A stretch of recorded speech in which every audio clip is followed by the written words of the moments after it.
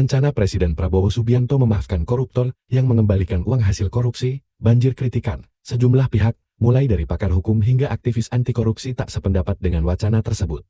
Mereka menilai upaya ini bertentangan dengan peraturan dan terkesan melindungi pelaku rasuah. Tapi keputusan kalau amnesti dan abolisi itu pakai Kepres. Jadi Kepres mengatakan misalnya ya 1 Agustus tahun 2025 ya, barang siapa yang terlibat korupsi ini mengembalikan hartanya dinyatakan diabolisi. Nanti nama-namanya kita yang susun berdasarkan data yang kita miliki. Gitu.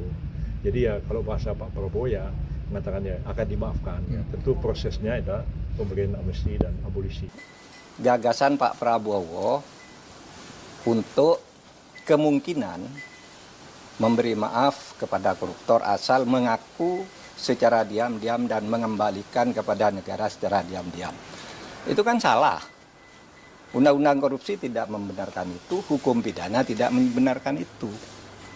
Lalu menterinya mencari dalil pembenar, itu kan ada di Undang-Undang Kejaksaan, denda damai.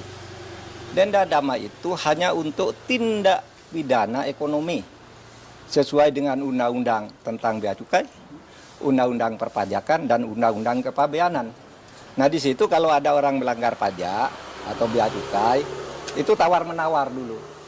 Oh kamu seharusnya bayar 100 miliar, kok hanya membayar 95. Nah sekarang yang 5 ini dikalikan berapa? Itu namanya denda damai. Dan itu jelas. Ada mekanismenya yaitu dibuat oleh instansi terkait, dalam hal ini Kementerian Keuangan, lalu minta izin Kejaksaan Agung.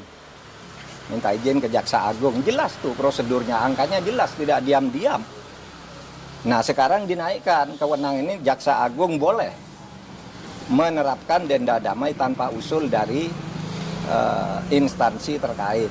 Tetapi itu tetap tuh undang-undang tindak pidana ekonomi, yaitu untuk kepabeanan, untuk pajak, dan untuk tadi bea cukai.